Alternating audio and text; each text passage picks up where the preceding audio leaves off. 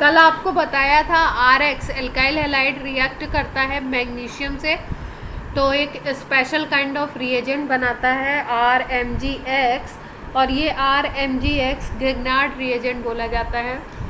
इस Grignard scientist का name है, उनकी बेसिस पे उन्होंने डिस्कवर किया था, उसकी बेसिस पे इनको नाम दिया गया RMgX को। RMgX की केमिस्ट्री हम लोग पढ़ रहे थे कि कैसे कैसे ये रिएक्ट करता है। ऑर्गेनोमेटेलिक कंपाउंड बोलते हैं इसको, और ऑर्गेनोमेटेलिक कंपाउंड बोलने का रीज़न क्या था, क्योंकि कार्बन से मेटल अटैच है और इस तरीके के कंपाउंड्स अगर बनते हैं तो उनको ऑर्गेनोमेटेलिक बोला जाता है। क्लियर है बात?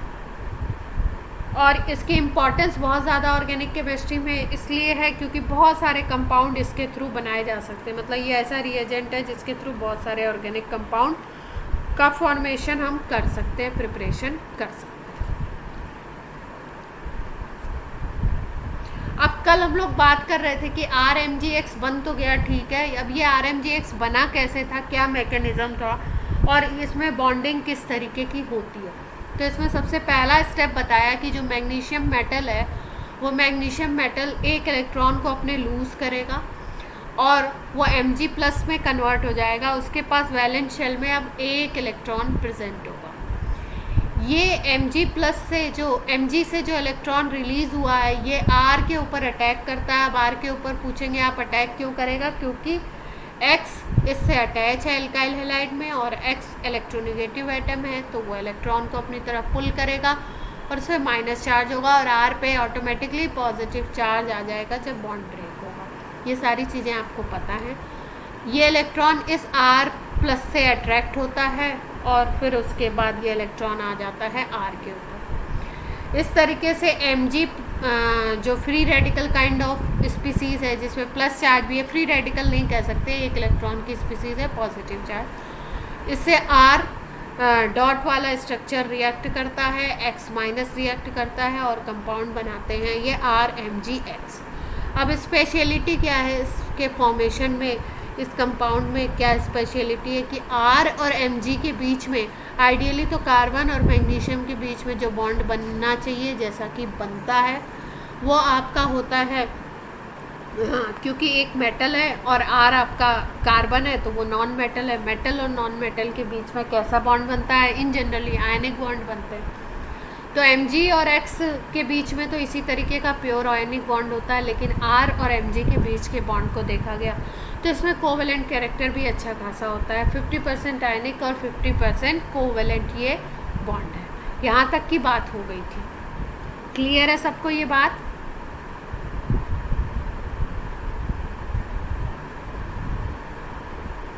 यहाँ तक बात हो गई थी और उसके बाद फिर आपका कुछ रिस्पांस नहीं था तो मैंने क्लास बंद कर दी थी।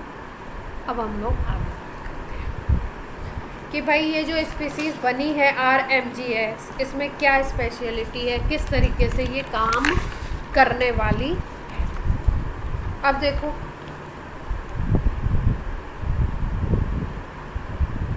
RMgX की अगर हम बात करें तो इस पे नेगेटिव चार्ज होगा, ये मेटल है तो इस पे कुछ पॉजिटिव चार्ज होगा। तो इसके साथ होता क्या है कि इसमें आ जाता है, हम लोग यूज़ करते हैं साथ में ड्राई ईथर। तो ड्राई ईथर, अगर ईथर का फॉर्मूला देखें हम तो ROR होता है और ROR में ऑक्सीजन के ऊपर होते हैं LP, lone pair of electron.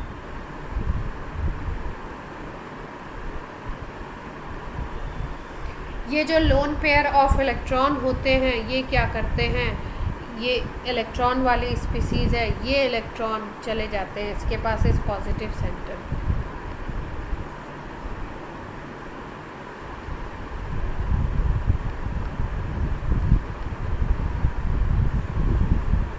और ये इसको क्या करते हैं, इसके साथ अटैच हो जाते हैं और इसको स्टेबलाइज करते हैं RMgX,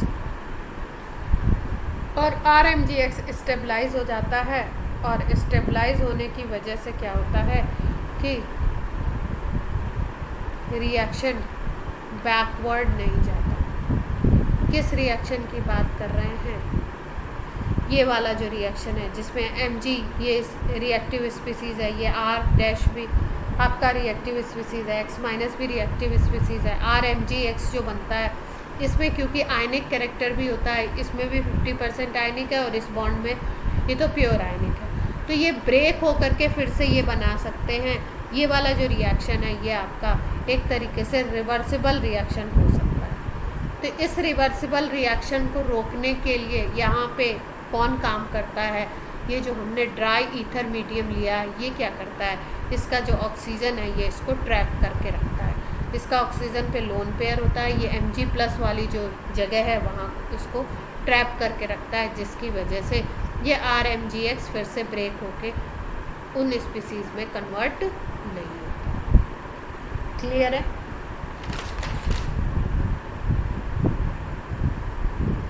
अब आप बोलेंगे कि ये RMgX अगर रिएक्ट कर रहा है तो किस तरीके से, क्या बात है इसमें, किस तरीके से काम करेगा, ये RMgX का फॉर्मेशन कैसे होगा, कहाँ पे। तो अगर हम बात करें तो यहाँ पे अगर बात की जाए तो ये अपना R फ्री रेडिकल था, Mg प्लस फ्री रेडिकल था और इसके साथ RMgX ये कलेक्ट होकर के ये बना लिया।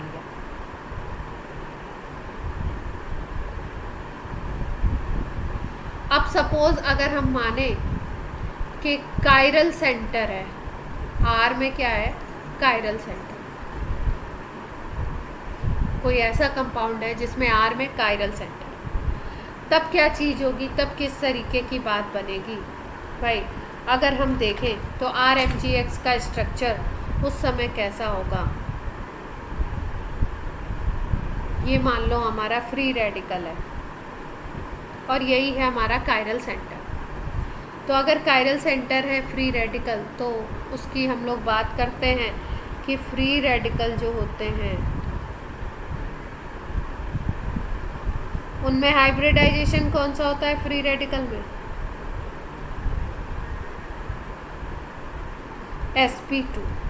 तो sp2 अगर है तो वो कैसा स्ट्रक्चर होगा, प्लेनर स्ट्रक्चर, ठीक है। और अगर वो प्लेनर है, सपोज इस तरीके से प्लेनर स्ट्रक्चर वाला हमारा R है, अब इस R के साथ किसको किसको अटैच होना है, अगर RMgX बनना है तो इस R फ्री रेडिकल के साथ X माइनस और Mg प्लस को अटैच होना है, यानी MgX को अटैच होना है। तो यहाँ पे अगर हम बोलें प्लेनर स्ट्रक्चर है इस तरीके का, तो इस प्लेनर स्ट्रक्चर पे एक बार ऐसा हो सकता है कि MgX ऊपर की तरफ से अटैच हो जाए और एक बार ऐसा भी हो सकता है कि ये जो MgX है ये दूसरे तरफ से अटैच हो जाए। तो दोनों में से एक कंडीशन हो सकती है, या तो इधर से अटैच हो या इधर से अटैच हो, दोनों में से कोई एक कंडीशन होगी बनेगी। तो इसका मतलब इसमें भी वही वाली कहानी है, अगर कायरल सेंटर है तो रिटेंशन भी हो सकता है और दूसरी चीज़ क्या हो सकती है, इन्वर्जन भी हो सकता है। रिटेंशन और इन्वर्जन का क्या मतलब है, सपोज एक एग्जांपल लेते हैं हम लोग,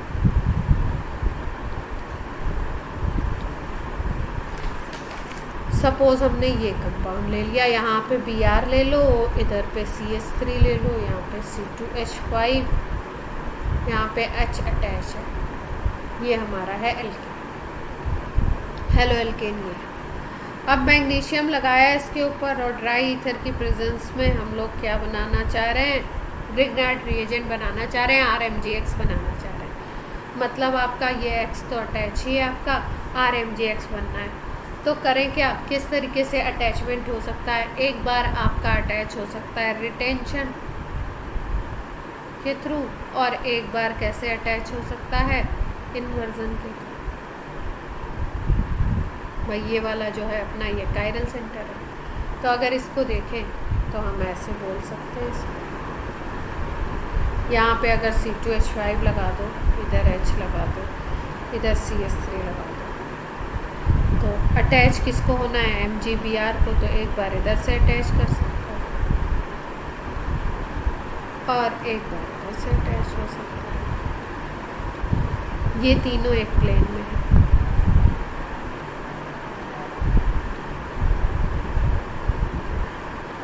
दो साइड से हो सकता है ये, और लिख देते हैं। तो फाइनल स्ट्रक्चर कैसा बन सकता है हमारा? दो तरीके के स्ट्रक्चर मिल सकते हैं। एक बार HMGBr इधर लगा दो,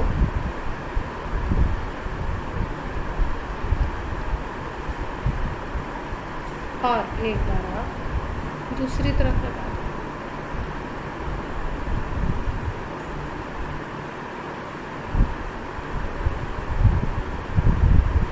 दो तरीके के हम क्या बना सकते हैं? Grid triangle. लेकिन ये रिटेंशन और ये सारी कहानी कब आती है? जब हमारा आर कैसा होता है, जो कार्बन है वो कैसा होना चाहिए? कायरल होगा। कायरल नहीं है तो सिंपल RMGX। तो इसका मतलब यहाँ पे भी हम क्या कह सकते हैं? Racemic mixture.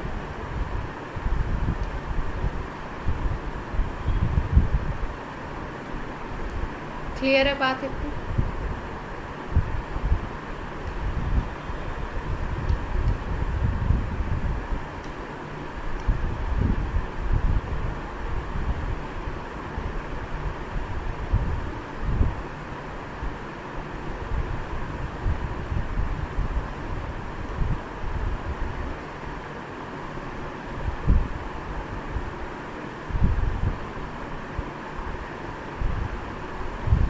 अब देखो, सपोज मान लो हमारे पास ये कंपाउंड है। एक दूसरा एग्जाम्पल, ये बेंजीन रिंग है अपनी।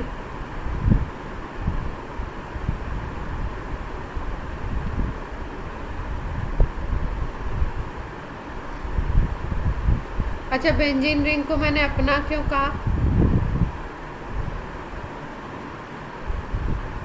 कोई बता सकता है? क्वेश्चन रिपीट कर दो। कौन आ रहा है? अनूप।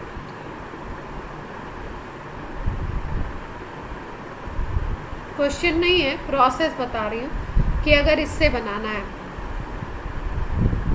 ठीक है, तो इससे कैसे बनेगा, किस तरीके से अटैच कराएंगे हम लोग, ये बात कर रहे हैं। तो ये आपका बेंजीन रिंग है, इस पे CH2Br ये अटैच है और इस पे CH2Br अटैच है। तो अगर हम लोग बोलें कि भाई मैग्नीशियम और ड्राई ईथर के प्रेजेंस में आप इसको यूज़ करते हो, तो ये सीधे सीधे क्या बना लेता है? ये भाई कार्बन था, तो यहाँ पे बन जाएगा, बीच में इंट्रोड्यूस हो जाएगा कौन? Mg, CH2MgBr ये बन जाएगा इस तरीके से। अब ये बना कैसे, इस पे थोड़ा सा हम लोग जाते हैं कि फॉर्मेशन कैसे, किस तरीके से इसका फॉर्मेशन हुआ, क्या इसका मैकेनिज्म हो सकता है, उसकी बात। किसी ने बताया नहीं मुझे कि वो क्यों है।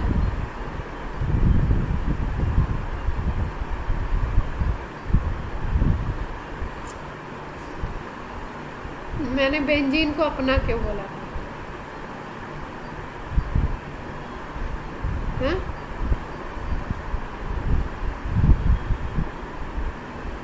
जल्दी से बताओ।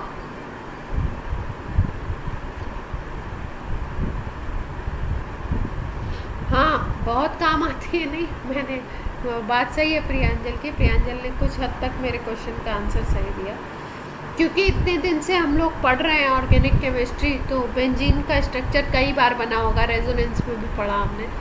तो अब आप धीरे धीरे कई बार जब ड्रॉ करोगे, कई बार यूज़ करोगे, तो बेंजीन कैसी लगनी चाहिए आपको? अपनी सी लगनी चाहिए, जैसे मुझे लगती है। समझ आई बात? और कोई ख़ास ऐसा मतलब नहीं है, ठीक। देखो, होता क्या है, जब ये बॉन्ड ब्रेक होगा तो यहाँ पे फ्री रेडिकल क्रिएट होता है। मान लो ये वाला बॉन्ड है, ये हमारा कंपाउंड था। अब इस बॉन्ड में एक एक इलेक्ट्रॉन, 2 इलेक्ट्रॉन थे, तो मान लो फ्री रेडिकल क्रिएट हो जाए,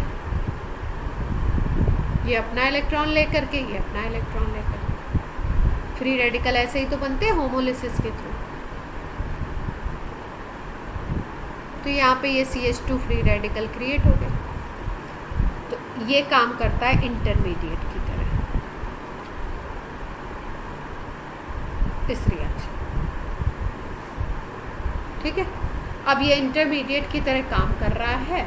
और अब इस इंटरमीडिएट में आपको पता है रेजोनेंस हो सकता है,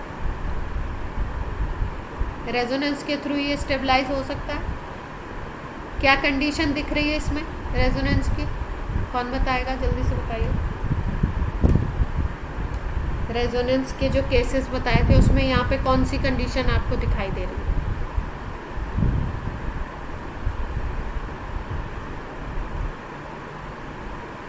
अनुकृति,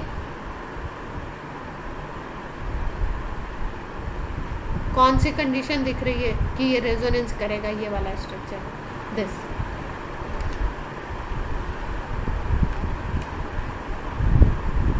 रेजोनेंस की कई कंडीशन बताई थी ना, जैसे पाई, सिग्मा,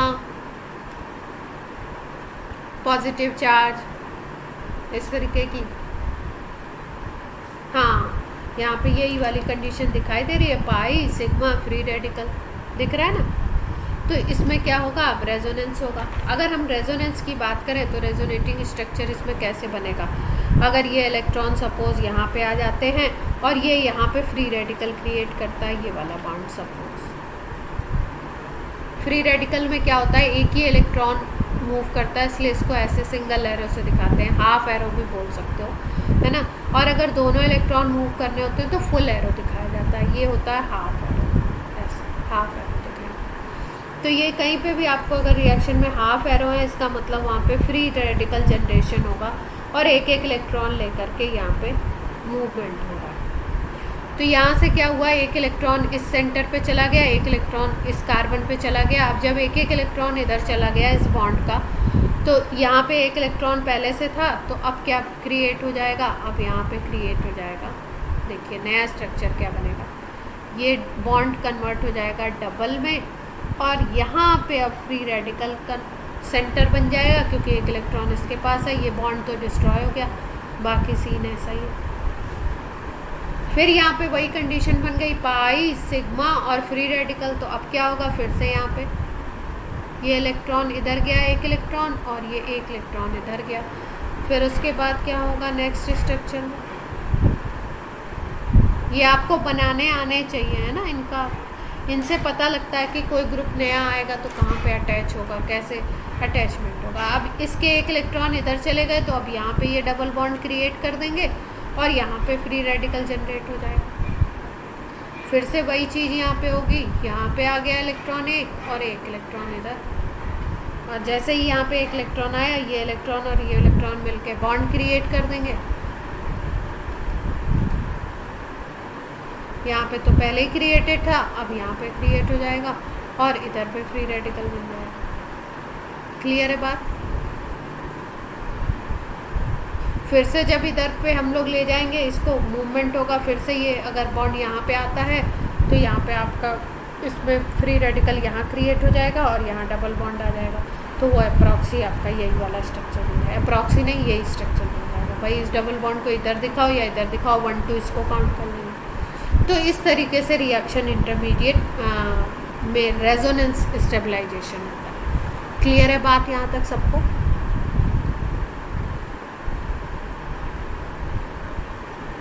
फ्री रेडिकल कैसे बना और फ्री रेडिकल में स्टेबलाइजेशन किस तरीके से हुआ रेजोनेंस के थ्रू।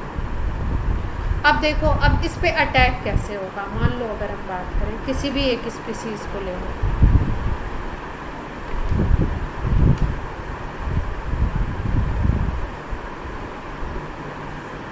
सपोज मान लो इसमें से हमने एक स्पीसीज को पिक कर लिया, ये CH2, और यहाँ पे फ्री रेडिकल है, ये डबल बॉन्ड है और ये सिंगल बॉन्ड। इस पोजीशन पे फ्री रेडिकल क्रिएट है, ठीक है। अब क्या होगा, इसके पास अगर Mg फ्री रेडिकल आता है विद पॉजिटिव चार्ज, तो वो करता क्या है, वो अटैच होता है यहाँ पर आकर के, और अटैचमेंट अगर होगा तो किस तरीके से होगा।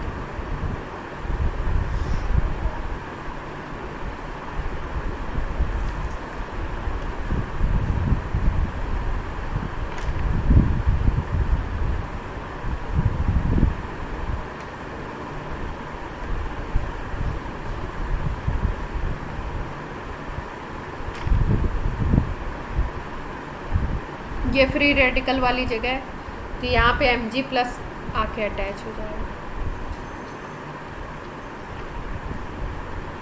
बाकी बॉन्डिंग इसी तरीके से रहेगी।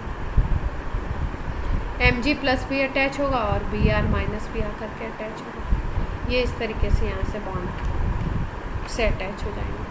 अब एक बार अगर ये इस पोजीशन पे, मान लो इस ग्रुप की पोजीशन ऑर्थो है, यहाँ पे ऑर्थो पोजीशन पे ही अटैच हो जाता है। तो ऑर्थो पोजीशन पे जब ये अटैच होता है तो उस कंडीशन में होता क्या है कि यहाँ पे अब आप देखो अगर, तो 1 2 3 यहाँ पे होगा और ये चौथे में H यहाँ पे अटैच होगा। ठीक है, तो अगर इसके पूरे प्रोसेस को हम समझें तो इस प्रोसेस में फिर से क्या होगा, फिर से अगर हम देखें तो फिर से आपका ये हो सकता है, ये जो H है ये अगर अलग हो जाए, कैसे, फ्री रेडिकल के फॉर्म में। तो फ्री रेडिकल के फॉर्म में अगर ये अलग हो जाता है,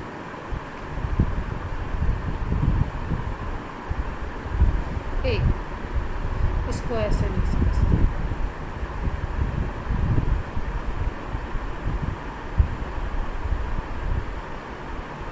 इसकी जो मैकेनिज्म हो रही है ना वो थोड़ी कंफ्यूजन हो रही है,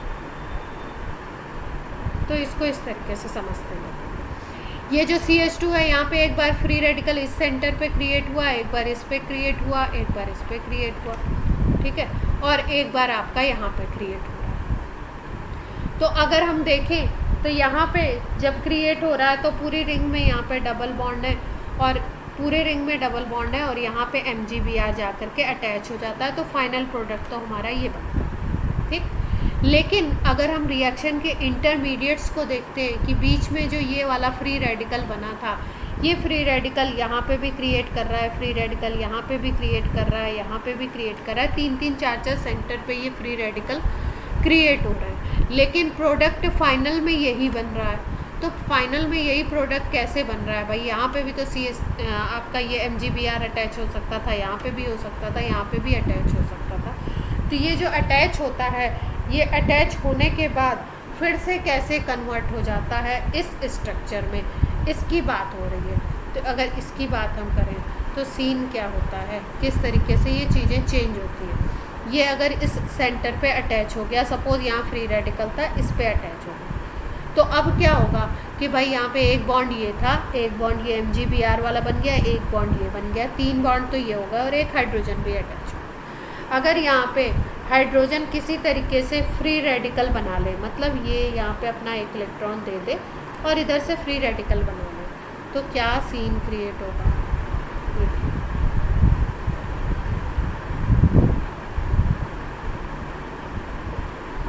ये यहाँ पे ये फ्री रेडिकल क्रिएट हो गया, H फ्री रेडिकल, ये यहाँ पे MgBr अटैच है।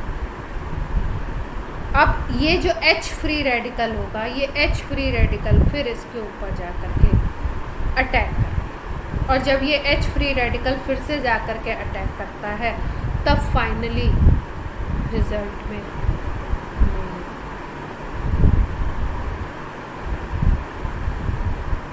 स्पीसीज में, मतलब क्या है, कुल मिला के मोटी मोटी बात आपको क्या याद रखनी है कि रिएक्शन इंटरमीडिएट ज़रूर ये बनते हैं, ये वाले रेडिकल, फ्री रेडिकल यहाँ यहाँ यहाँ मूव करता है, लेकिन हाइड्रोजन क्या करता है, हाइड्रोजन वहाँ से रिलीज़ होकर के फिर से इसको CH2 MgBr में कन्वर्ट करता है, ठीक। तो ऐसा नहीं कि फ्री रेडिकल यहाँ क्रिएट हो गया, यहाँ क्रिएट हो गया और यहाँ क्रिएट हो गया, तो हम फाइनल प्रोडक्ट में यहाँ पे CH2 MgBr दिखा देंगे, नहीं, हमें कहाँ पे दिखाना है, ऊपर वाली पोजीशन पे ही CH2 MgBr दिखाना है, और किसी पोजीशन पे MgBr इधर इधर पे अटैच नहीं होगा, क्योंकि फाइनली वो रेजोनेट होकर के यहीं पर। तो ये तो बात थी हमारी C2H5 MgBr, या बेंजीन रिंग के साथ अगर MgBr अटैच है तो इस तरीके से ये केस बनता है। अब इस पे एक क्वेश्चन करते हैं हम लोग,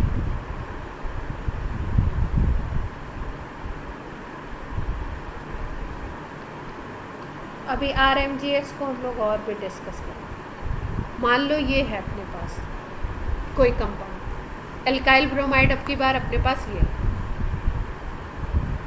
Mg और ड्राई ईथर ले लिया।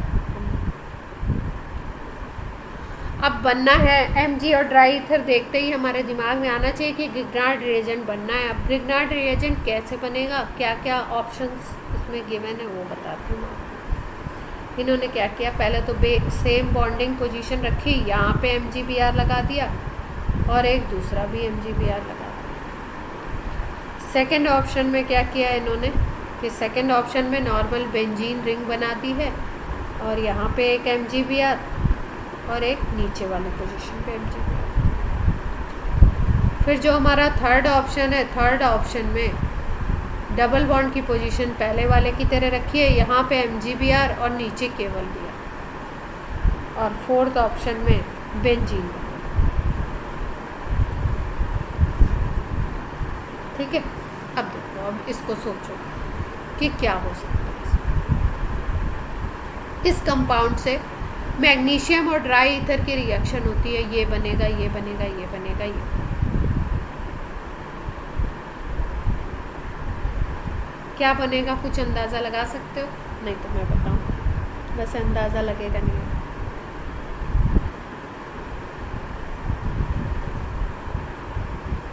सी वाला, अच्छा, और कोई?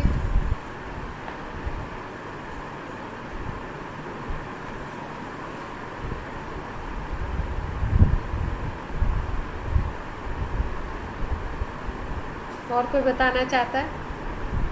नहीं तो मैं बताऊं।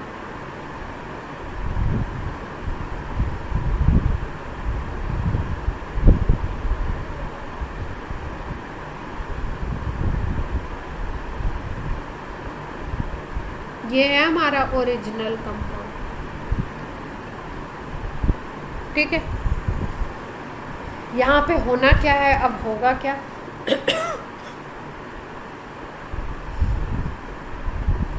सपोज मान लो कि इस पे ड्राई ईथर की प्रेजेंस में Mg का अटैक, तो Mg जब अटैक करता है तो यहाँ पे क्या होगा, ये निकलेगा, ये वाला Br, और यहाँ से ये वाला Br। जब दोनों Br अगर निकलते हैं एक साथ सपोज, तो होना क्या होगा, यहाँ पे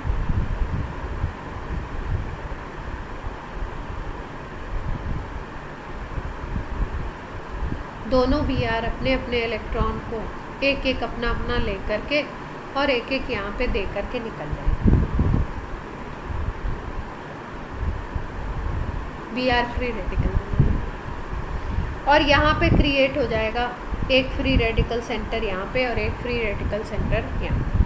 अब आपको पता है अगर इस तरीके का कोई भी फ्री रेडिकल सेंटर बन जाता है तो वो क्या होता है, वो होता है अनस्टेबल, और ये अब स्टेबलाइज होने की कोशिश करेगा। और स्टेबलाइज जब होने की कोशिश करेगा ये, तो स्टेबलाइज होने की कोशिश में ये क्या करेगा कि इस बॉन्ड को, इसको ब्रेक करेगा। अब ये बॉन्ड जब ब्रेक होगा तो इसका एक इलेक्ट्रॉन इधर और एक इलेक्ट्रॉन इधर,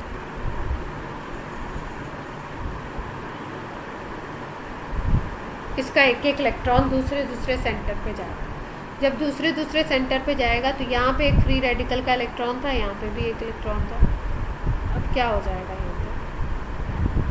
ये तो पहले से बॉन्ड था, यहाँ डबल बॉन्ड और यहाँ ये क्रिएट हो जाएगा और हमारा फाइनल प्रोडक्ट क्या बन जाएगा,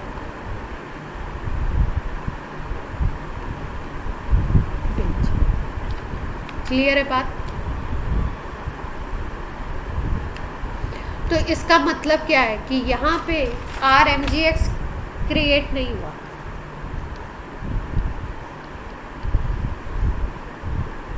ग्रिग्नार्ड रिएजेंट नहीं फॉर्म हुआ, एल्काइल हैलाइड लिया था, मैग्नीशियम लगाया था, ड्राई ईथर लगाया था, सारी कंडीशन वही थी, लेकिन यहाँ पे क्या हुआ, ये RMgX नहीं बना। RMgX क्यों नहीं बना, देखो, क्योंकि यहाँ पे Br रेडिकल के निकलते ही ना एक इस तरीके की पॉसिबिलिटी क्रिएट हुई जिसमें कि एक ऐसा कंपाउंड बना जो बहुत स्टेबल है, मोस्ट नहीं बोल सकते, मोर स्टेबल, ये फ्री रेडिकल यहाँ पे 2 Br होने की वजह से फ्री रेडिकल ऐसे क्रिएट हुए कि वो एक अच्छे खासे स्टेबल एरोमेटिक कंपाउंड में कन्वर्ट हो गए। तो यहाँ पे ग्रिग्नार्ड रिएजेंट का फॉर्मेशन नहीं।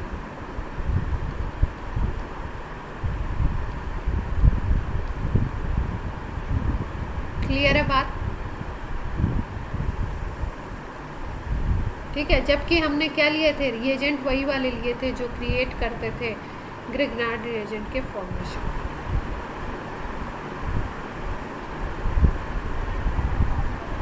अब ये आपके रिएक्शन विद मेटल सारे ख़त्म हो गए। किससे करवाए हमने ये हमने करवाए RX से। अब नेक्स्ट जो पार्ट है वो है हेलो एरीन।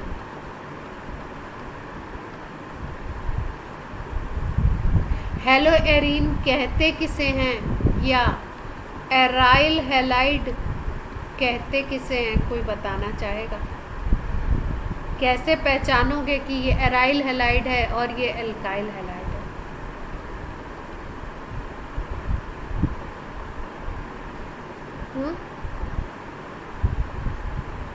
बेंजीन रिंग से अगर डायरेक्ट हैलोजन अटैच हो तो उसको हम बोलते हैं क्या, एराइल हैलाइड। और बेंजीन रिंग पे अगर डायरेक्ट हैलोजन अटैच नहीं है तो उसको एल्काइल हैलाइड बोलेंगे। जैसे 2 एग्जांपल हम लोग ध्यान रख सकते हैं। अगर बेंजीन रिंग पे यहाँ क्लोरीन, ब्रोमीन, आयोडीन कुछ भी लगा हुआ है तो बेंजीन रिंग पे ही डायरेक्ट हैलोजन अटैच है तो एराइल हैलाइड हो गया ये। ठीक है, इसको हम लोग बोलते हैं क्लोरोबेंजीन, इस कंपाउंड को पर्टिकुलरली। और ये कौन सा हैलाइड है, एराइल हैलाइड। लेकिन अगर हम बात करें इस तरीके का कोई कंपाउंड, यहाँ पे ब्रोमीन है कंपाउंड में, बेंजीन रिंग भी है कंपाउंड में, लेकिन ये ब्रोमीन डायरेक्टली बेंजीन रिंग पे कहीं से अटैच नहीं है, ये दूसरे CH2 साइड ग्रुप से अटैच है, तो इसको हम एल्काइल ही कंसीडर करते हैं। इतनी बात सबको क्लियर है?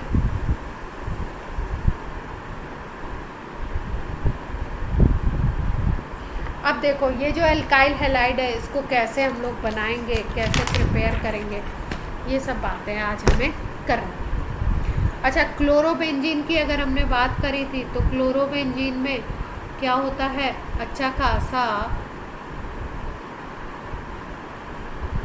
रेजोनेंस होता है। तो आपके जितने भी आपके ये वाले कंपाउंड हैं जो आपके इसमें सिलेबस में है, जैसे क्लोरोबेंजीन हो गया, जैसे नाइट्रोबेंजीन हो गया, जैसे टॉलुइन हो गया जो आपके बेसिक NCERT में है, ठीक है, फिनॉल हो गया, इन सबका एक क्वेश्चन तो आपका रेजोनेंस से आता ही है। तो सबके रेजोनेटिंग स्ट्रक्चर ड्रॉ करने आपको आने चाहिए।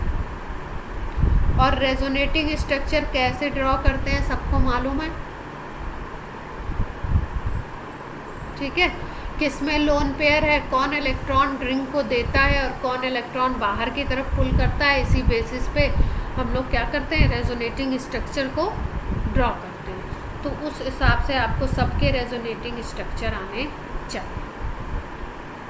अब हम लोग बात करते हैं कि ये इनका प्रिपरेशन कैसे करते हैं। हेलो एल्केन एराइल हैलाइड अगर हमें बनाना है तो फॉर्मेशन कैसे करोगे, प्रिपरेशन कैसे करोगे। तो सबसे पहला मेथड है, अगर हम बात करें तो फर्स्ट मेथड हम लोग बनाएंगे हाइड्रोकार्बन से। कैसे बनाते हैं इसकी बात कर लेते हैं। फ्रॉम हाइड्रोकार्बन, अब आपको बेंजीन वाला बनाना है तो हाइड्रोकार्बन में सबसे सिंपल वाला हाइड्रोकार्बन यही ले लेते हैं, बेंजीन से बनाते हैं। क्या रिएजेंट लगाएंगे, देखो बेंजीन की अगर बात करें तो बेंजीन पे अगर हेलोजन अटैच करा दो तो हेलो एल्केन बन जाएगा, हेलो बेंजीन बन जाएगा। यानी कि अगर क्लोरोबेंजीन बनाना है तो यहाँ पे अगर क्लोरीन अटैच हो जाए तो बन जाएगा, ब्रोमोबेंजीन बनाना है तो रिंग पे ब्रोमीन अटैच हो जाए तो बन जाएगा। तो इस प्रोसेस को हम लोग बोलते हैं halogenation. Attachment of halogen on benzene ring. Benzene ring के किसी भी कार्बन पे आप हेलोजन अटैच करा दो तो उसको क्या बोलते हैं हम लोग? हेलोजिनेशन। और ये हेलोजिनेशन का जो प्रोसेस होता है, ये हेलोजिनेशन का प्रोसेस आपका होता है कौन सा? इसको हम लोग बोलते हैं, एक स्पेशल नेम देते हैं कि भाई इसका नाम क्या है।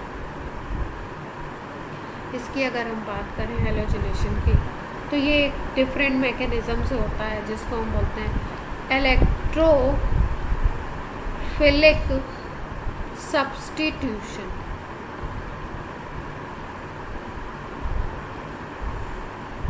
ठीक है, अभी तक हमने कौन सा सब्स्टिट्यूशन पढ़ा था?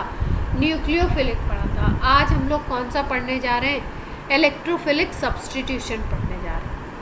और एक बात और याद रखते हैं कि बेंजीन रिंग वाले जितने कंपाउंड होंगे, यानी कि बेंजीन या उससे रिलेटेड जो भी कंपाउंड होंगे, वो इलेक्ट्रोफिलिक सब्स्टिट्यूशन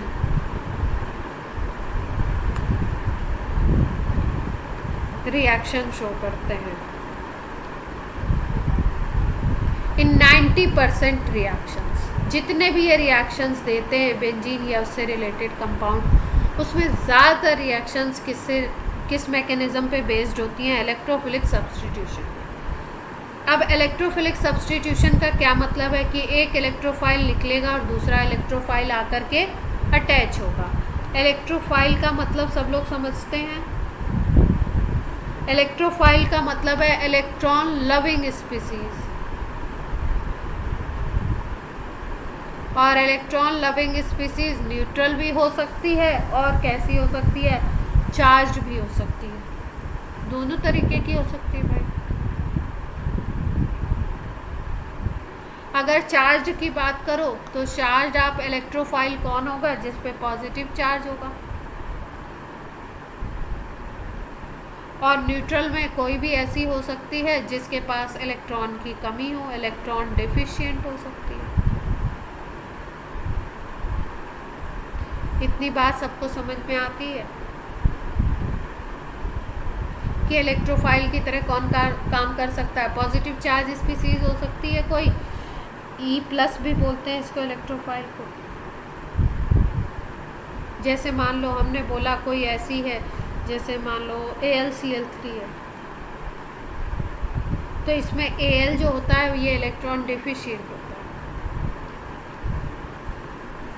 इलेक्ट्रॉन की इसको ज़रूरत रहती है, तो ये इलेक्ट्रोफाइल हो गया, इलेक्ट्रॉन लविंग हो गया। जैसे मान लो हमने बोला Cl+ है, Br+ है, ठीक है, तो ये स्पीसीज अगर कहीं पे बनती हैं तो ये क्या है? ये है इलेक्ट्रोफाइल।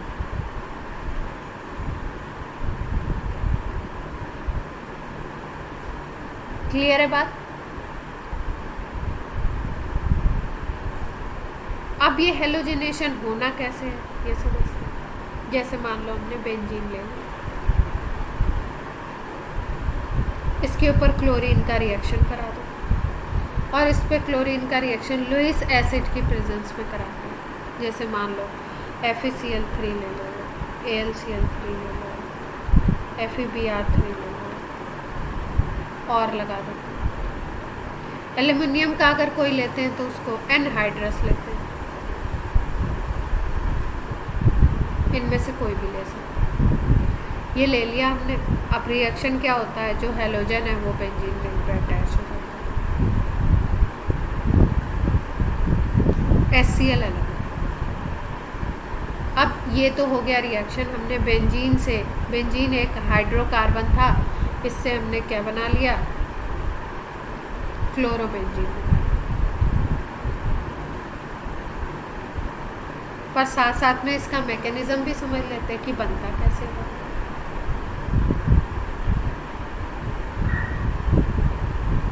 मैकेनिज्म की अगर हम बात करें, कैसे बनेगा ये?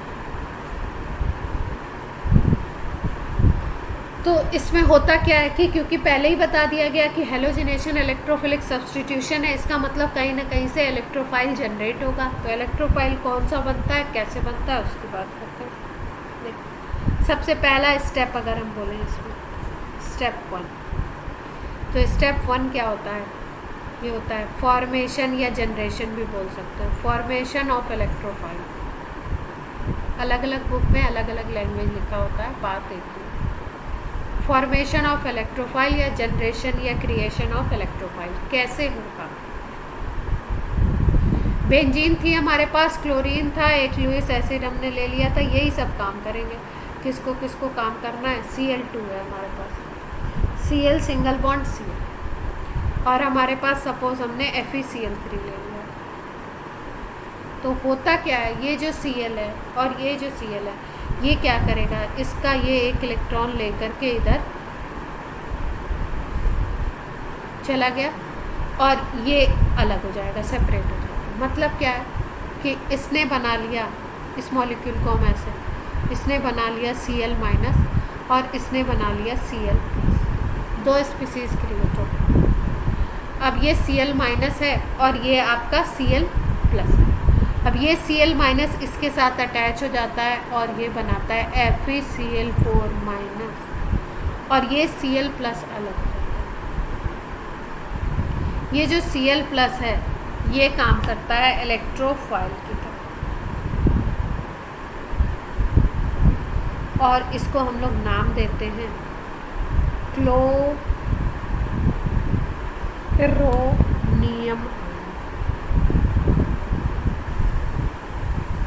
जैसे Br प्लस होता तो ब्रोमोनियम आयन, क्लोरोनियम आयन इसको बोलते हैं, Cl प्लस।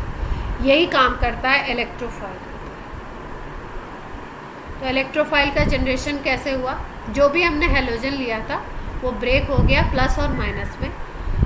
आपका माइनस वाला जो पोर्शन था वो FeCl3 से अटैच हो जाता है और FeCl4 माइनस बना लेता है, और Cl प्लस अलग हो जाता है, क्लोरोनियम आयन। अब सेकेंड स्टेप में क्या होता है, ये जो क्लोरोनियम आयन है जो हमें मिल गया, ये क्लोरोनियम आयन सेकेंड स्टेप में अटैक करेगा। भाई अब तो बेंजीन ही बचा ना, तो ये अटैक करता है, तो बोलते हैं attack of electrophile. Second step, benzene ring थी अपने पास, अब इसके ऊपर कौन आ गया अटैक करने, Cl प्लस अटैक करने आ गया। जब Cl प्लस इस पे अटैक करने आता है तो भाई प्लस कोई अटैक करने आ रहा है तो कोई सेंटर भी तो होना चाहिए जहाँ पर ये अटैच हो सके। तो इसमें भी जब Cl प्लस की प्रेजेंस में इसमें क्या होगा, इसमें भी एक चेंज आएगा, बेंजीन में भी। बेंजीन में क्या होगा, ये इलेक्ट्रॉन इधर और ये इलेक्ट्रॉन इधर आ जाएगा, ये इलेक्ट्रॉन इधर आएगा, पूरा का पूरा इस बॉन्ड का इलेक्ट्रॉन इधर। जब ये इलेक्ट्रॉन इधर आ जाएगा तो होगा क्या, यहाँ पे देखो नया क्रिएशन,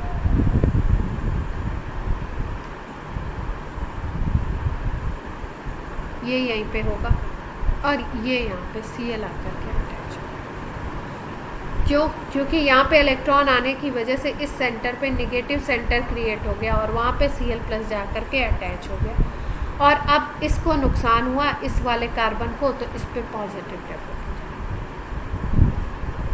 क्लियर है बात।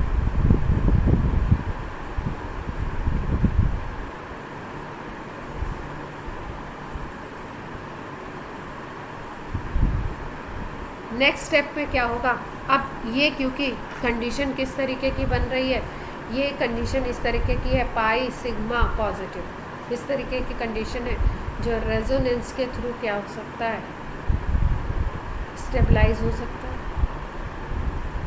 तो इसमें कॉन्जुगेशन हो जाएगा या रेजोनेंस होगा, बोल सकते हैं। तो इसमें कॉन्जुगेशन कैसे होगा, किस तरीके से ये चेंजेस आएंगे, भाई यहाँ पे पॉजिटिव सिग्मा पाई, तो अब क्या चेंज आएगा, अब ये वाला इलेक्ट्रॉन मूव करेगा इधर, जब ये इलेक्ट्रॉन इधर मूव करेगा तो आपका यहाँ पे पॉजिटिव सेंटर है, और इलेक्ट्रॉन अगर दोनों मूव कर गए तो अब क्या बनने वाला है, नेक्स्ट स्पीसीज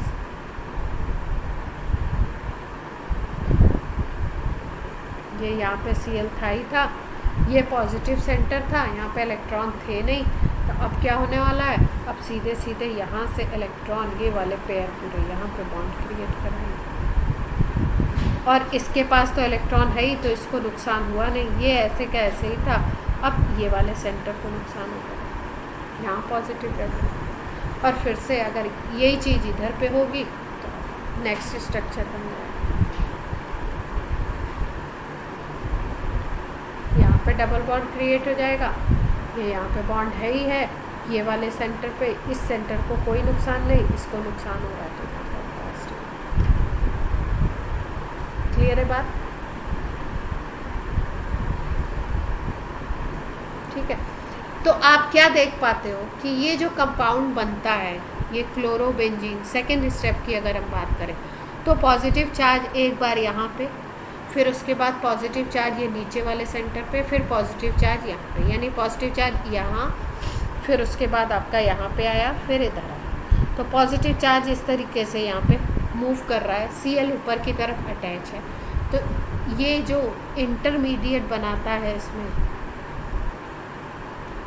कई बार रिएक्शन इंटरमीडिएट पूछते हैं कि भाई ये इलेक्ट्रोफिलिक सब्स्टिट्यूशन जो हेलोजिनेशन हो रहा है, इसमें इंटरमीडिएट कौन बनेगा, तो इसमें जो इंटरमीडिएट बनता है इसको हम एक स्पेशल नेम देते हैं। यहाँ पे Cl आपका अटैच है, पॉजिटिव चार्ज कहाँ से कहाँ मूव कर रहा है वो दिखाया जा रहा है।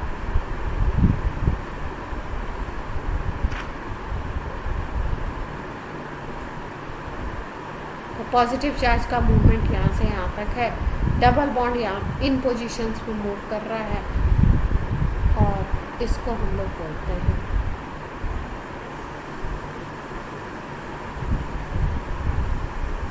Sigma complex. तो आपसे पूछा जाए हेलोजिनेशन हो रहा है, उसमें इंटरमीडिएट कौन सा बनता है, तो इंटरमीडिएट का नाम आप क्या देंगे, सिग्मा कॉम्प्लेक्स। क्लियर है बात?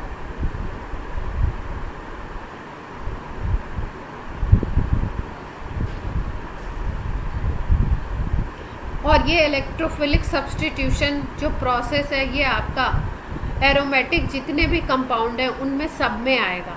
इलेक्ट्रोफिलिक सब्स्टिट्यूशन में कई सारे होते हैं, जैसे हम लोग बात करेंगे अभी, नाइट्रेशन होता है, सल्फोनेशन होता है,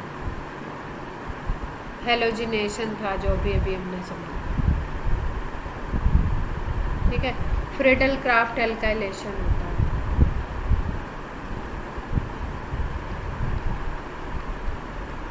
FC बोलते हैं इसको, फ्रिडल क्राफ्ट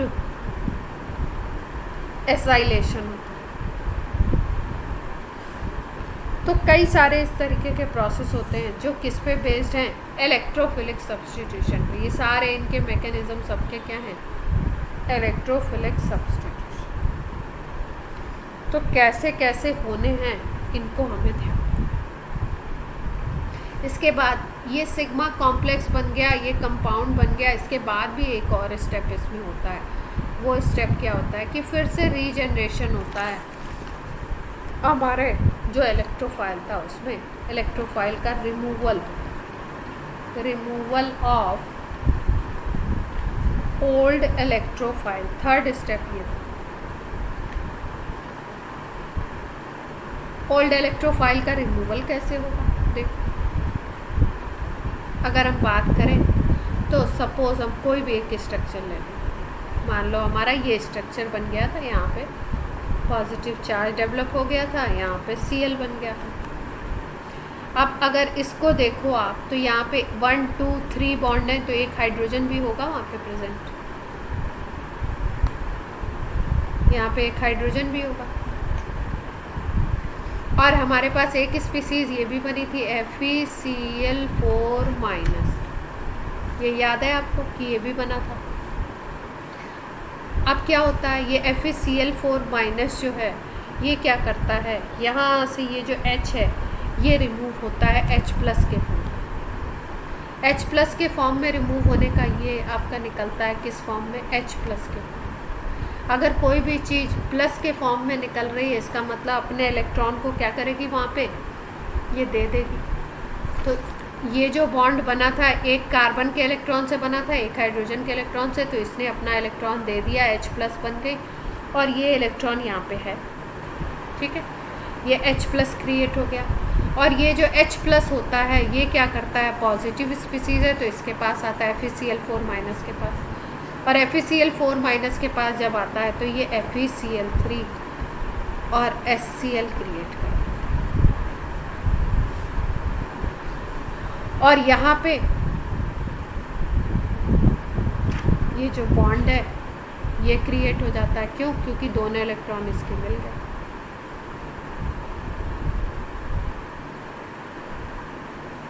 तो ये क्या बन जाता है, क्लोरो बेंजीन। क्लियर है बात। अब आप देख पा रहे हो कि ये जो आपने FeCl3 लिया था शुरू में, ये लास्ट में फिर आपको एज इफ मिल गया। तो कभी कभी ऐसा भी बोलते हैं कि ये कैटलिस्ट है, जैसे कैटलिस्ट होते हैं ना, उस तरीके से भी FeCl3 ने काम किया। क्यों, क्योंकि रिएक्शन के बाद ये क्या हो गया, हमें मिल गया। क्लियर है बात। तो स्टेप्स कितने कितने हैं। पहला स्टेप है इलेक्ट्रोफाइल का जनरेशन। इलेक्ट्रोफाइल कैसे जनरेट होगा, जो भी हमारा हैलोजन है, क्लोरीन, ब्रोमीन, आयोडीन, वो आपका पॉजिटिव और नेगेटिव चार्ज वाली स्पीसीज बनाएगा, Cl+, Cl-। इस एक का स्टेप याद कर लेंगे तो किसी का भी होगा, आप कर सकते हो। फिर वो FeCl3 से अट्रैक्ट हुआ, FeCl3 से उसका कौन सा पार्ट अट्रैक्ट होगा, क्योंकि Fe के पास आपका डिफिशियंसी है, तो इसके पास Cl- अट्रैक्ट होगा और ये FeCl4- बना लेगा, Cl+ का जनरेशन हो जाएगा। Cl+ इज इलेक्ट्रोफाइल, और आगे यही इलेक्ट्रोफाइल जा कर के बेंजीन रिंग पे अटैक करेगा। जब बेंजीन रिंग पे इसने अटैक करना है तो Cl+ है, क्योंकि पॉजिटिव सेंटर है, तो इसका मतलब कहीं ना कहीं अगर नेगेटिव सेंटर होगा तो उसी पे जा कर के ये अटैक करेगा। तो उसके लिए बेंजीन रिंग में चेंज आएगा। क्या चेंज आएगा, बॉन्ड में रेजोनेंस क्रिएट होगा, और यहाँ पे इसके इलेक्ट्रॉन इधर आ जाएंगे, तो ये माइनस सेंटर बन जाएगा, और यहाँ पॉजिटिव सेंटर क्रिएट हो जाएगा। जब यहाँ पॉजिटिव और यहाँ माइनस सेंटर क्रिएट होगा तब Cl+ को जगह मिलेगी, और Cl+ इस सेंटर पे आकर के सिंगल बॉन्ड बनाते हुए अटैच हो जाएगा। फिर उसके बाद अगर हम बात करें तो रेजोनेंस स्टेबलाइजेशन होता है, और रेजोनेंस स्टेबलाइजेशन में होता क्या है, ये पॉजिटिव और ये इधर वाला पॉजिटिव सेंटर बनता है, और इसको हम लोग बोलते हैं सिग्मा कॉम्प्लेक्स। तो अगर इलेक्ट्रोफिलिक सब्स्टिट्यूशन में अगर पूछा जाए कि आपका इंटरमीडिएट कौन सा बनता है, तो वो बनता है आपका सिग्मा कॉम्प्लेक्स। दूसरी बात एक और ध्यान देने वाली यहाँ पे है कि रेजोनेंस में हमने पहले भी पढ़ा था कि कुछ ग्रुप ऐसे थे जो ऑर्थो और पैरा पे ही सब्स्टिट्यूशन कराते थे, और कहीं पे सब्स्टिट्यूशन नहीं करवाते थे। इसका मतलब क्या है, अगर इस स्ट्रक्चर को आप ध्यान से देखो, इस स्ट्रक्चर को, ये वाले को, तो आप देख रहे हो यहाँ पे जब क्लोरीन अटैच हो गया तो पॉजिटिव चार्ज या तो इस पे या इस पे या इस पे, यहीं पे आकर के पॉजिटिव सेंटर डेवलप हो रहे हैं। तो अगर कोई फर्दर इस पे कोई नेगेटिव स्पीसीज को अटैक कर रहा है तो या तो यहाँ पे अटैच होगी, या तो यहाँ पे अटैच होगी, या तो यहाँ पे। ये दोनों पोजीशन अगर इस पूरे कंपाउंड में बोले कि ये Cl ग्रुप लगा हुआ है तो इस पोजीशन और इस पोजीशन को ऑर्थो बोलते हैं, और ये वाली पोजीशन पैरा पोजीशन है। तो अगर इस तरीके का कोई कंपाउंड है तो उस पर ऑर्थो पैरा सब्स्टिट्यूशन ही पॉसिबल है। क्लियर है बात यहाँ तक। फिर सेकेंड स्टेप के बाद जब ये कंपाउंड बन जाता है, सिग्मा कॉम्प्लेक्स स्टेबलाइज हो जाता है, तो फिर उसके बाद जो इलेक्ट्रोफाइल है जो हमने यूज़ किया था उसकी क्या होती है, रिकवरी होती है, वो रिकवर होता है। रिकवर कैसे होता है, हमारा ये माइनस वाली स्पीसीज़ यहाँ से H+ को डिटेक्ट करती है, H+ को निकलवाती है, और FeCl3 और HCl क्रिएट हो जाता है, और फिर उसके बाद ये बॉन्डिंग कुछ इस तरीके की। क्लियर है बात।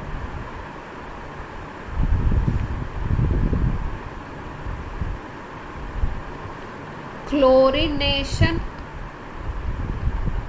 एंड ब्रोमिनेशन, ये दोनों क्या होते हैं, सेम तरीके से होते हैं, आप बोल सकते हो सेम वे। कोई दिक्कत नहीं है। अगर क्लोरीनेशन पता है तो ब्रोमिनेशन भी हो जाएगा। Br2 लगा दीजिए, बाकी सब रिएजेंट सेम रखिए, कोई दिक्कत नहीं। तो अब यहाँ पे हम लोग कौन कौन से लुईस एसिड यूज़ कर सकते हैं उनको भी थोड़ा जान लेते हैं। कौन कौन से लुईस एसिड आप यूज़ कर सकते हो इन रिएक्शंस में। तो इसमें याद रखते हैं हम लोग FeCl3 ले सकते हो, FeBr3 ले सकते हो, Al का अगर लेते हो AlCl3 या AlBr3 लेते हो तो इसमें ध्यान रखना है, इसमें वाटर कंटेंट होता है, उसको एनहाइड्रस हमें लेना है। बाकी हम लोग ZnCl2 भी ले सकते हैं, ZnBr2 भी ले सकते हैं और BF3 भी ले सकते हैं। ये सब हम यूज़ कर सकते हैं लुईस एसिड के फॉर्म। लुईस एसिड लेना है, हेलोजन लेना है और आपका कौन सा कंपाउंड लेना है, एरोमेटिक हाइड्रोकार्बन, उसके ऊपर करवा देना है हेलोजिनेशन। क्लियर है बात?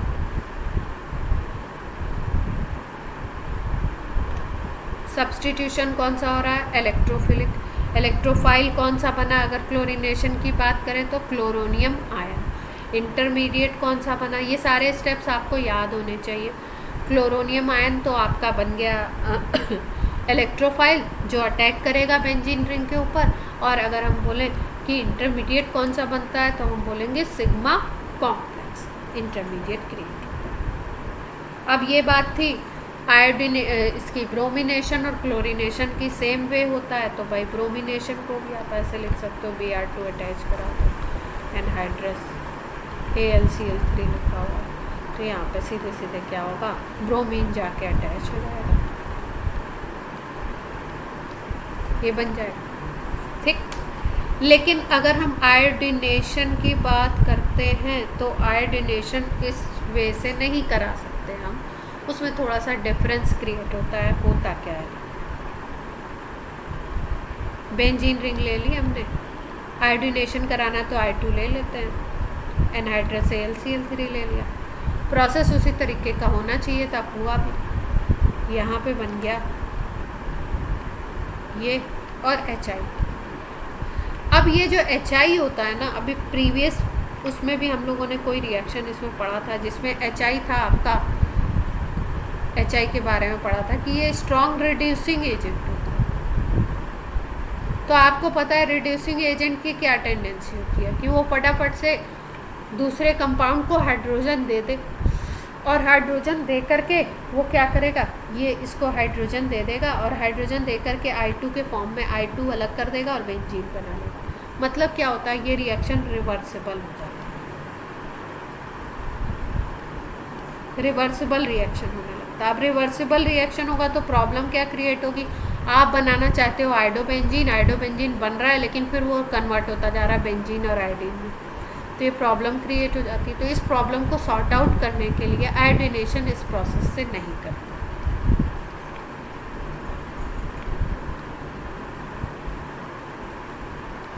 हाँ, इस प्रोसेस से क्या होगा कि आप तो प्रोडक्ट बनाना चाह रहे हो और रिएक्टेंट बनने लगेंगे, तो इस प्रोसेस से हम लोग करते ही नहीं हैं। कैसे करते हैं देखो, यहाँ पे क्या करते हैं, एक ऑक्सीडाइजिंग एजेंट यूज़ कर लेते हैं।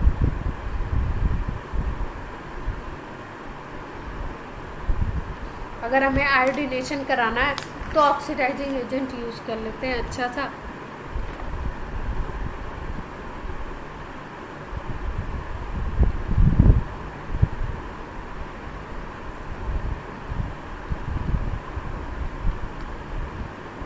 ये प्रोसेस हो रहा है। अब क्या करें, अगर कोई कंडीशन ऐसी बन जाए कि ये जो HI है ना, ये HI या तो बने नहीं, ठीक, या तो HI को आप तुरंत रिमूव करा दो। तो होता क्या है, अगर HI कहीं पे बन रहा है और आप इसको HiO4 एक एसिड होता है, पर आयोडिक एसिड बोलते हैं, या कॉन्सेंट्रेटेड HNO3 लो, इसके साथ अगर ट्रीट करा दो HI को, तो ये क्या करता है, वाटर और I2 बन जाएगा। तो I2 अगर बन जाएगा तो HI तो रहेगा नहीं, तो HI नहीं रहेगा तो अब ये रिएक्शन रिवर्सिबल नहीं हो पाएगी। क्यों? क्योंकि ये जो होता है इसका ऑक्सीडेशन कर देता है HNO3 या HiO2। अब बोलते हैं कि अच्छा ठीक है भाई, ये HI जो बन रहा है इससे H2O और I2 क्रिएट हो जाए तो HI हट जाएगा यहाँ से, तो आपका आयोडोबेंजीन प्रोडक्ट हमें मिलने लगेगा। ठीक है, तो होता क्या है बेसिकली, अगर हम बोलें कि एग्जैक्टली क्या हुआ,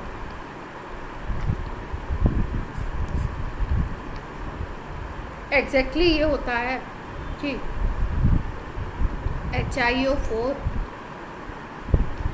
और कॉन्सेंट्रेटेड HNO3 दोनों में से कोई भी ले लो, ये क्या करते हैं, I- को रिमूव कर देते हैं। जो भी यहाँ पे I- क्रिएट होगा ना भाई, प्रोसेस क्या होगा, प्रोसेस तो वही होगा ना जैसे पहले हुआ था। I2 ऐसे है, तो ये क्या बना रहा है, एक I- बना रहा है और एक I+ बना रहा है, यही तो बन रहा है। अब ये I- जो होगा, ये I- को ही क्या करता है, HNO3 और HiO4 रिमूव कर देता है। तो इसका मतलब क्या है, अगर इस रिएक्शन को कराना है तो हम इस रिएक्शन को ऐसे करें।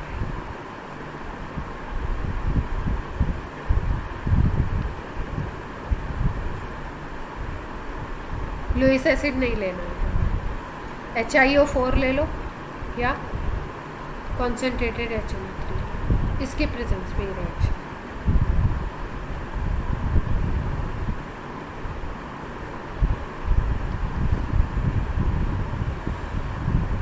क्लियर?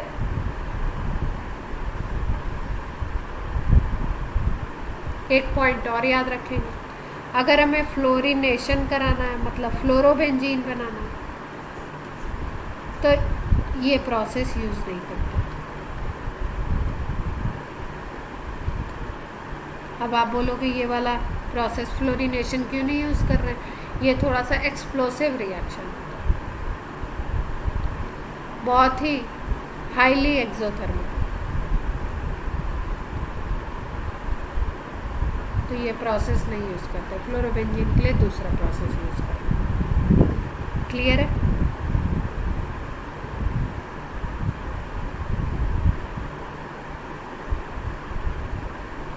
जब आपके 1 घंटे हो जाए तो बता दीजिए।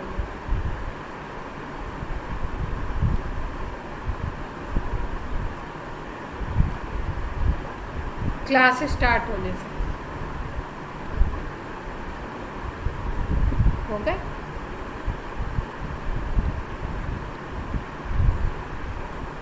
एक्स्ट्रा हो गया बस, तो ये लास्ट रिएक्शन करा के छोड़। ये है आपका कंपाउंड बेंजीन के ऊपर जब मिथाइल ग्रुप लगा होता है तो बोलते हैं टोलुइन या मिथाइल बेंजीन बोल सकते हैं इसको। इसका हम करा रहे हैं हेलोजिनेशन, FeCl3 ले लिया, क्लोरीन ऐड करा रहे हैं, क्लोरीनेशन करा रहे हैं। प्रोडक्ट क्या बनेंगे, प्रोडक्ट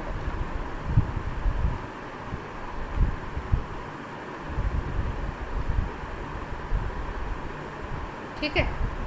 तो देखो, आपको पता है कि ये हेलोजिनेशन अगर होना है तो हेलोजिनेशन में कौन सा कॉम्प्लेक्स बनता है, सिग्मा कॉम्प्लेक्स बनता है।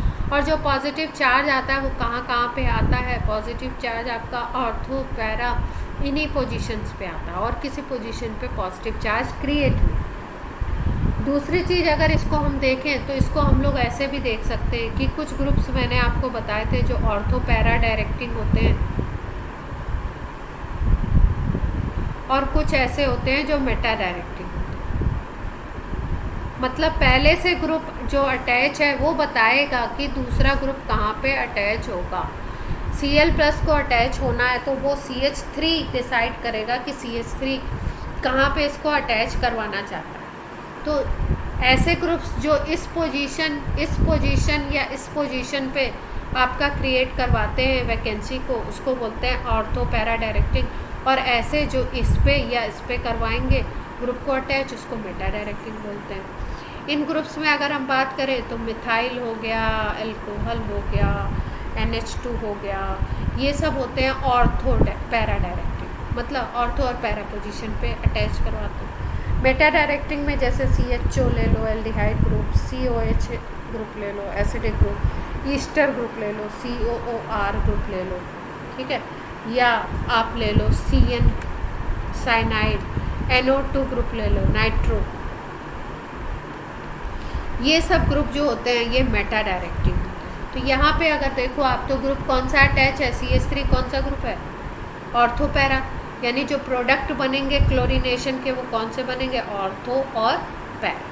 तो एक बार क्लोरीन अटैच हो जाएगी ऑर्थो पे और एक बार क्लोरीन अटैच हो जाएगी, ये ऑर्थो पे अटैच करा।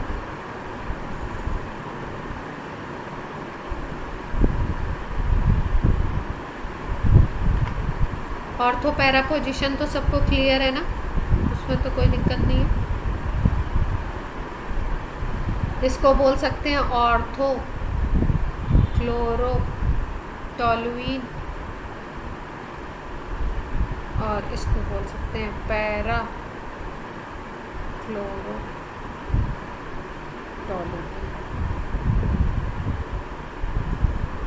क्लियर है?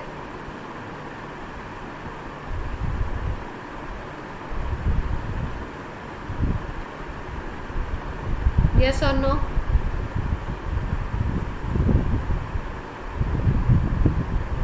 ठीक है, अब देखो ये जो ऑर्थो पैरा थे इनको एक और नाम देते थे हम लोग, EDG भी बोलते थे, इलेक्ट्रॉन डोनेटिंग ग्रुप, और जो मेटा थे इनको हम लोग EWG भी बोलते थे, इलेक्ट्रॉन विड्रॉइंग। अब क्योंकि इसके पहले भी हमने कहीं पे किसी टॉपिक में इसको पढ़ा था, पढ़ा है क्या किसी टॉपिक में, मेसोमेरिक इफेक्ट, रेजोनेंस, उन सब में बताया होगा आपको इसके बारे में।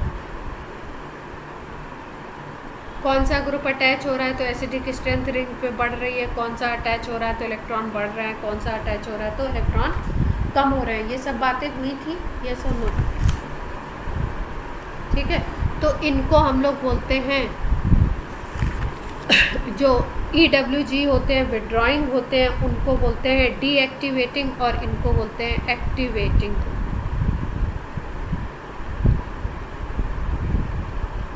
और इनको बोलते हैं डीएक्टिवेटिंग।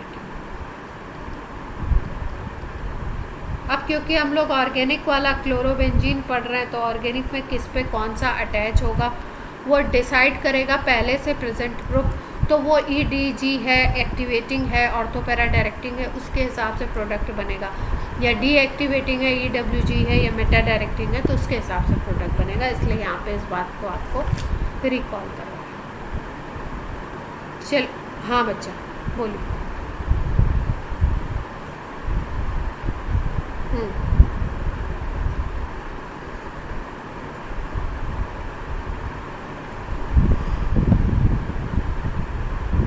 कौन से? अगर हाँ हाँ